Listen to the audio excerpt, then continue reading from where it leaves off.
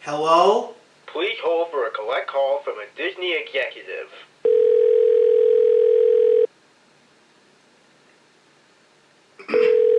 Alright, who is it? It's me, Caleb. Now, I don't know why you're calling me right now when I'm in the middle of a game here. Hey, you must be some sort of cartoon reviewer and aspiring cartoon creator, right? Yeah. Well then, I'm happy to give you the chance to look at one of our newest Disney Plus original movies. Uh-huh, go on. That's right, if you find this exciting, we are making the big announcement that we are going to revisit the coolest cast in prehistory in an all-new motion picture event. Wait, what? Are you talking about Ice Age right now? If that's the case, and you guys are curious to know if I'm excited to check out this new Ice Age movie, well then you can forget it, because it's already enough that there are way too many Ice Age sequels, and I thought that franchise was dead a long time ago, even before you guys bought 21st Century Fox. Besides, it's been about a year since Blue Sky went down the toilet, yet here you are, announcing the comeback of a franchise that already got worse as it progressed? Especially after you went around social media parading the franchise around as if it was your property from the very beginning? Almost a year, technically. But just listen to me for a moment. Yeah, Ice Age already has a lot of movies, probably even as much as the Minions from our rivals at Universal. Plus, the later sequels struggled to maintain the fun of the original. Also, we have heard complaints from audiences that there ended up being a lot of unnecessary side characters to count around the last installment. So I figured to my colleagues, why don't for this one we solve that kind of problem and mainly focus only on not one, not two, but three beloved characters. 3? So, let me get this straight. This new film is just about a trio of characters, and that's it? I mean, we may have put in a few other elements, but other than that, this is just about three familiar characters, and we dare you to take a guess. Is that all you're gonna say? Oh well, if this film is to succeed in trying that out, I guess I could take another shot with an Ice Age movie. Excellent, my customer! The movie is on its way right now, so we invite you to sit back and have an adventurous time with Crash, Eddie, and their friend Buck. Enjoy the show! Ah, nice going there. Wait, what? I don't understand a single word you just said! I don't get it. I'm confused. That guy better not have said what I think he said, did he? That's right! Buckwild at your service! Our hero! The legend of the Oh no. The Wizard of Oz! Oh no. Oh no!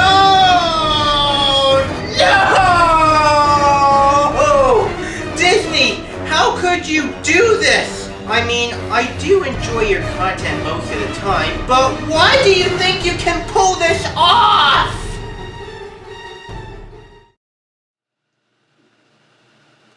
You know, every time I think about this franchise, it almost annoys me, specifically in terms of the sequels they produced. Of course, it had 3 good or decent movies in the beginning, but after that, it just became an embarrassment for Blue Sky Studios with the 4th and 5th installments. And the more I think about their recent sequels, the more I just dislike them. And even after Disney purchased 21st Century Fox's film and TV production assets, including 20th Century Fox, now 20th Century Studios, and even Blue Sky, I thought the franchise would be over after the 5th film. But then right after the moment that I decided to just turn my head back for a second, guess what happened? The Ice Age series is one of those franchises that just won't go away. The ones that used to be good, but are now pumping out bad film after bad film, and the only thing you could do is wish that they would just stop already. It's definitely a franchise where most of the time, each new film is worse than the last. Beginning with the first film back in 2002, I gotta say that it was a very good start for Blue Sky in the movie business. With a well-written story, dated yet nice animation, and only 4 prehistoric characters with a human baby, I would consider it to be the best one of them all. The second film, The Meltdown, is nowhere near as great as the original with some weaker writing, but it is still passable as a sequel. The third film, Dawn of the Dinosaurs, goes right in the middle of the original trilogy, where it's not as great as the first, but still a step up from the second. I can simply say that this is the best sequel in the franchise, as well as being where the Ice Age movies should have been extinct. With the fourth movie, Continental Drift, though, that's where it is noticeable that the films really took a nosedive.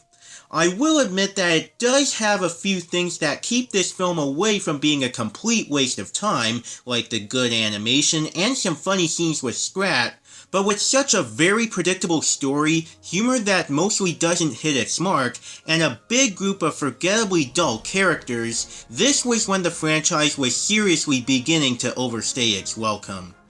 And the fifth movie, Collision Course, is so bad and so unfunny with its failed attempts to be modern and trendy for the younger crowd, as well as a predictable and disastrously written plot, animation that, while good, feels like the talents have been wasted, and an even bigger cast of obnoxious and annoying characters, that I could easily say that it's Blue Sky's worst film, and that the franchise has officially run out of ideas.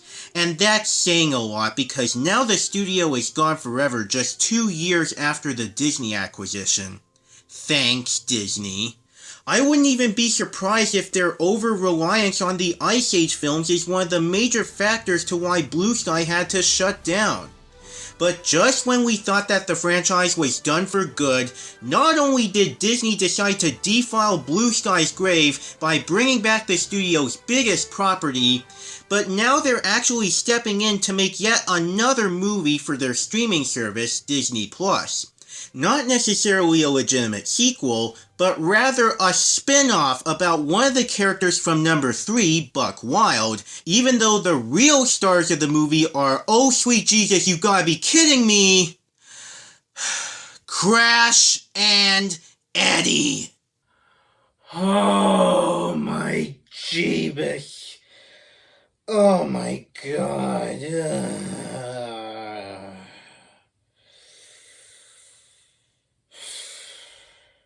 Before I go any further, I just need to say for a moment that I despise Crash and Eddie.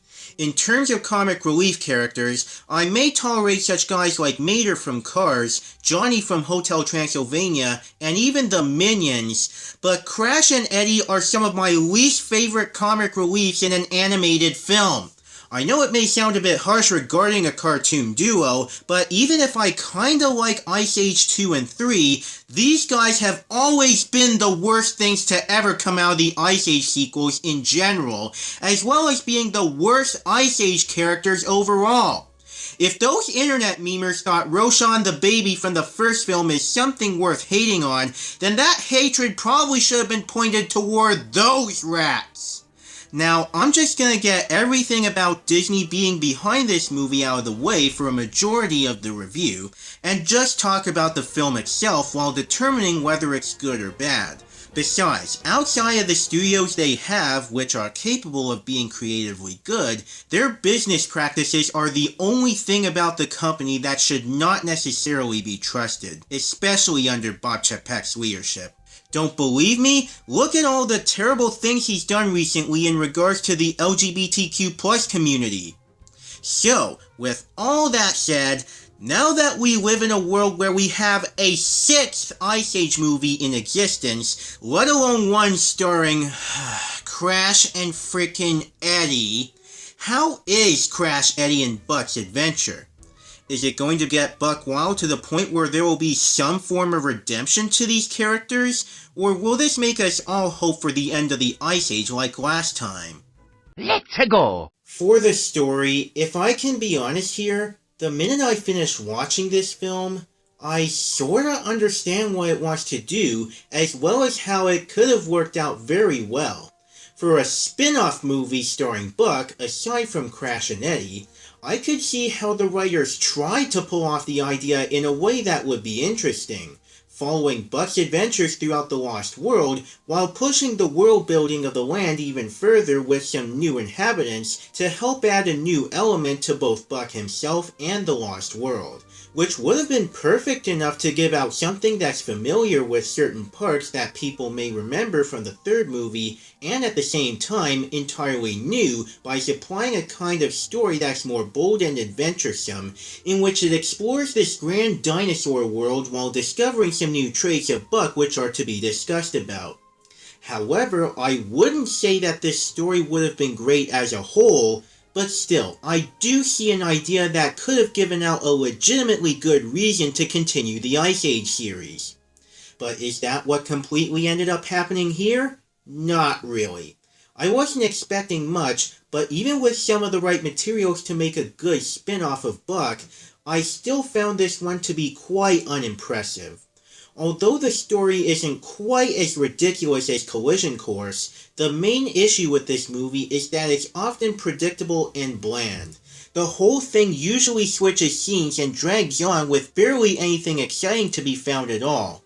Now, please remember that this is titled The Ice Age Adventures of Buck Wild.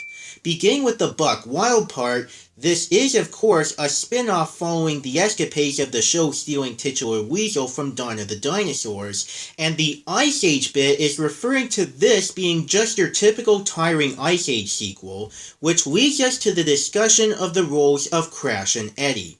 This movie has another storyline that goes in conjunction with the Lost World story, in which the Possum duo are on a quest to prove that they can do things on their own and live without the help of their other Ice Age pals. Once again, these guys were never my favorite characters of the franchise, and they easily don't fit well as protagonists in this film. At best, they are comic relief sidekicks, and it was a huge mistake to put them in the spotlight. Not to mention how the story is majorly weak on its own. The whole movie feels like it's often rehashing ideas and elements that we've already seen and heard of from the previous films, and especially Dawn of the Dinosaurs, while doing nothing new or interesting with these elements. Neither does it feel like a very well written or polished script, like how Buck exposes everything about Orson to the dinosaurs after saving Crash and Eddie from being killed by them. Even Crash and Eddie themselves are underdeveloped, with their character development being reduced to a montage before the movie's climax. Now, I would have been a bit to a lot nicer to the writing if it weren't for the very poor and obnoxious comedy. Throughout the film, the humor tries so desperately hard to entertain audiences by making them laugh, but every single instance fails miserably. It mostly relies on lowbrow forms of comedy such as pee and fart jokes, as well as a really dated modern reference, where the latter is to be expected in the Flintstones. But even that show did the modern prehistoric themes a whole lot better in every way, while it is a show from the 1960s. This is the freaking Ice Age we're talking about. None of those modern references existed in the Ice Age. It's like Crash and Eddie are legitimate time travelers that predicted the future, just like how Scrat is God controlling the universe in the other sequels. I also can't forget to mention how it unnecessarily rehashes the scene from The Meltdown where Ellie meets Crash and Eddie for the first time. To its credit, it does have some sort of idea, and also a kind of good one at the same time. It's just too bad that the idea was wasted in an actual movie to the point where the film feels poorly executed like your average recent Ice Age sequel. And then we have the animation. Now, I just want to say that no matter what people say about the films of Blue Sky Studios, they always supplied some really good animation, often ending up as the strongest point of about every movie they made. Seriously, with such great animation like this, you cannot credit the studio enough for the innovations they made in their technology for the animation industry. The same also applies to the Ice Age sequels, where no matter how insufferable some of them can be to sit through, you can definitely tell that they did put in plenty of effort in their animation in order for it to be greatly detailed and good enough to look like something that would be suitable for theaters. But in this case, however, what in the name of Triceratops happened here? This looks like it came straight out of a GameCube or PlayStation 2 game, so now the quality of the animation is in line with the quality of the writing. But there are two reasons for this. The first of which being that this was originally going to be a TV series, which would consist of various episodic adventures following Buck and his friends as they defend the Lost World from evil dinosaurs. It's pretty much like Belle's Magical World or Atlantis Milo's Return, where they were supposed to be animated TV shows, but then ended up as direct-to-video Disney sequels kinda like this movie. So it is understandable how this was later turned into another feature-length Ice Age movie. And second is because after Blue Sky went extinct, the animation for this movie is provided by Bardel Entertainment, a Canadian animation studio whose most well-known works include TV series like the 2012 Teenage Mutant Ninja Turtles series, Teen Titans Go, Rick and Morty, and Solar Opposites, as well as last year's Diary of a Wimpy Kid movie on Disney+. Now, I really want to be nice to the animators at Bardel, since there was an attempt to fill Blue Sky's shoes, and this movie has a very low budget considering their involvement here. Plus, I will give them credit for doing the best they could have done. Although most of the environments in the film are somewhat the same bland-looking areas that we've already seen before, I will admit that the sets in general look very good. I was also greatly impressed with how they brought back a lot of the prehistoric designs we've all come to recognize by Peter DeSev to deliver a stunning variety of these characters in order to fill this giant jungle in the Lost World, as well as how they stay a lot true to how they looked since the franchise's beginnings. I've always enjoyed Peter's work, and many fans of Blue Sky can't go wrong with him. Even the surfaces don't look so unfinished, where the ice on our surface didn't end up looking like hard plastic, nor did the water look like gelatin. These set designs in general did a good job at being modeled after the sets of the predecessors. However, despite having the usual Ice Age look, the execution of it makes it look and feel noticeably worse compared to the previous films. As a result of its low budget, the computer animation is so stiff, awkward, and sometimes glitchy that it felt mostly unnatural for me. A notable example of the glitches in the animation is right here. Yeah, like I said, this looks like it was animated on a PS2 engine. It also made the movie look like something that people would normally expect from a straight-to-DVD sequel. Heck, this almost looks like it came from an open season sequel. And for a movie that's supposed to be adventurous, the character animation also destroys the energy within the action scenes, where the extremely low budget results in these escape or battle moments to feel unengaging, causing them to blow it when it comes to capturing the audience's attention, because after several scenes of the characters battling Orson's raptor henchmen, it can get boring quick. Plus, with how the film feels like it's only able to show off a few characters at once per scene, the description of the peril is not in line with the actual peril that is being presented. But the main reason that this is the case is due to how the rendering here is not even close to whatever came from Blue Sky when they were active. As a matter of fact, I would personally set the talent free and say curse the technology. Even the first Ice Age looked better than this, though keep in mind the first one was released 2 decades ago in 2002, and with the technology used to make it at the time, that makes sense. But here, there's no excuse for this kind of quality other than Disney wasted all its TV series potential in order for it to be in a cheaper, quicker process as a movie. Again, this was originally an animated series in development. I'm not criticizing Bardel as a whole, since they did try their best with whatever materials they got. It's just that I can't hide that this is a major downgrade from what Blue Sky previously had, resulting in further hurtful proof of how the franchise has sunk even lower than it has before. Now this is where the characters come in, and let me just say that there isn't much to say about them. To begin with, not all the characters are back for this one. Any character from Continental Drift or Collision Course is not present in this movie, which leads to a fan theory that this is a midquel set between the third and fourth installments. But that's not really true. In reality, this one is set after the events of Ice Age 5, considering the recap in the beginning where Ellie looks back at what happened throughout the previous films. I also admire how they acknowledge Roshan the baby and its human tribe from the first film for the opening. Other characters who are absent here are Peaches for some odd reason, and the most obvious of all of them, Scrat. In all honesty, Scrat is possibly the best part of the previous Ice Age films, and also one of the only good parts of 4 and 5 besides the animation. In fact, Blue Sky recently put out their final completed project on Disney Plus, titled Ice Age Scrat Tales, which consists of 6 shorts where Scrat gets into his usual shenanigans surrounding his acorn, this time with his adopted baby. And I gotta say that this is the best thing the franchise has done in a long time, especially since Blue Sky even closed off their legacy on a high note with a bonus short animation of Scrat finally eating his acorn.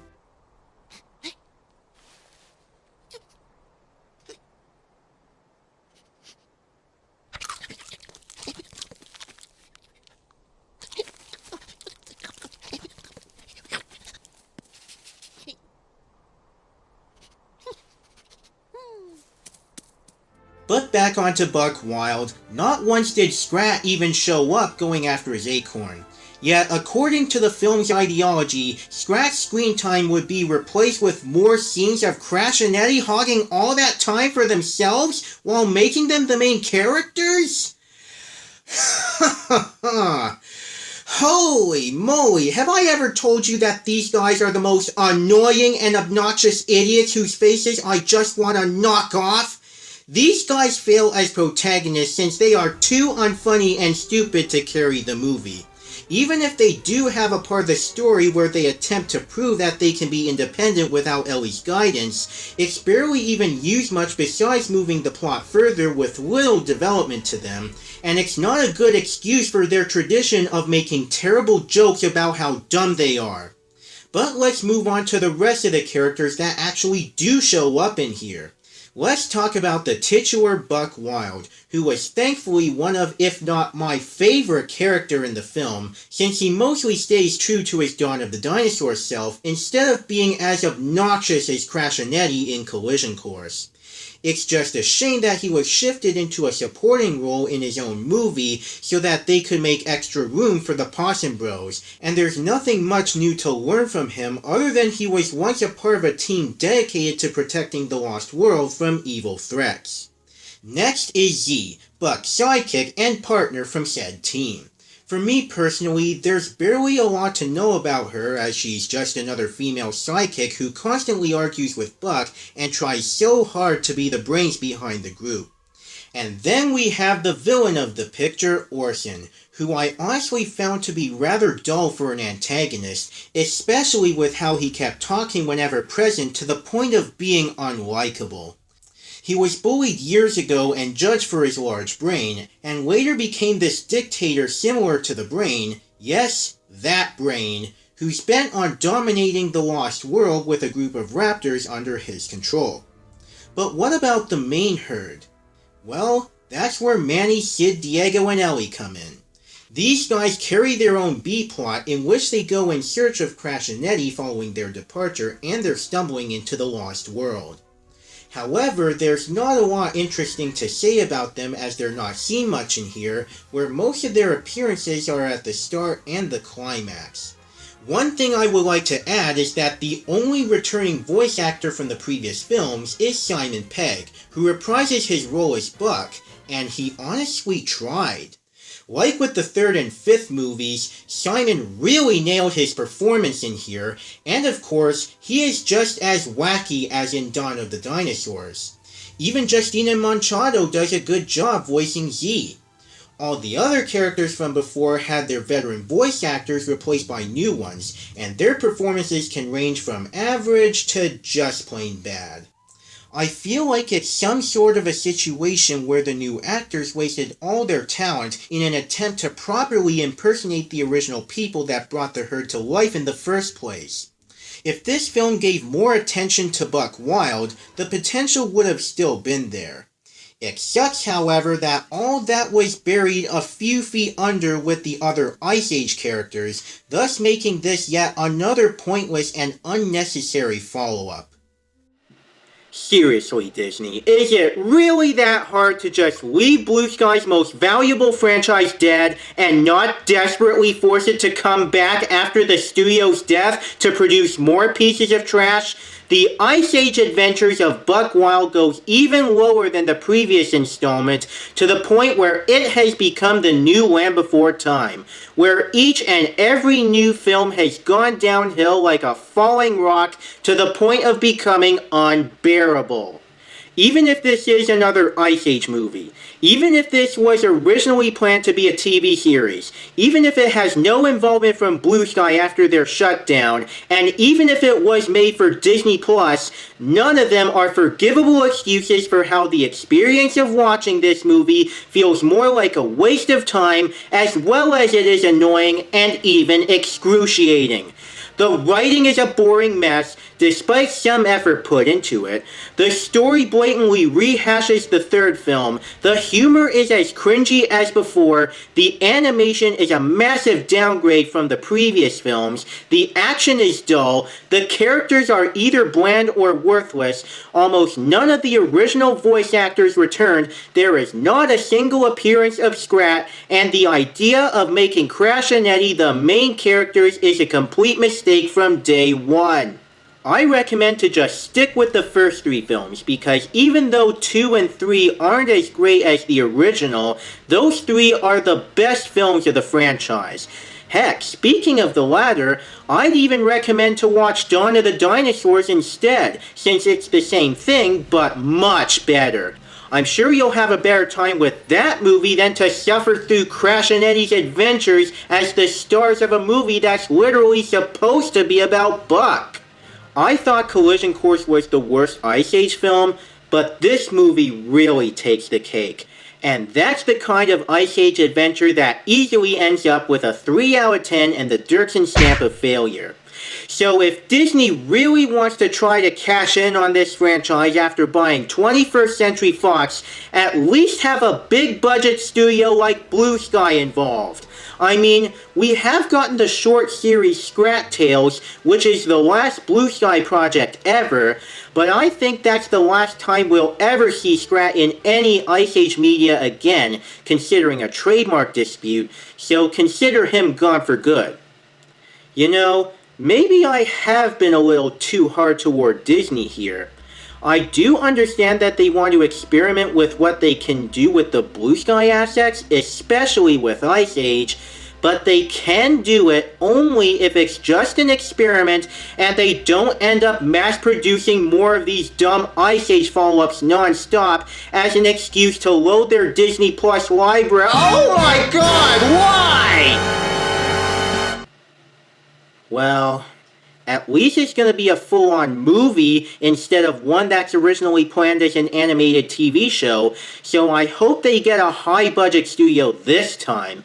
At least get real effects like they did for A Mammoth Christmas. But that's all I'm going to say right here. And Disney, just end the franchise already, please. Now, if you'll excuse me, I think I'm going to react to the news of Ice Age 7 by roaring out in rage like the logo with the loudest sound of your childhoods. See you guys later. And remember, animation gives you power. Use your skills wisely.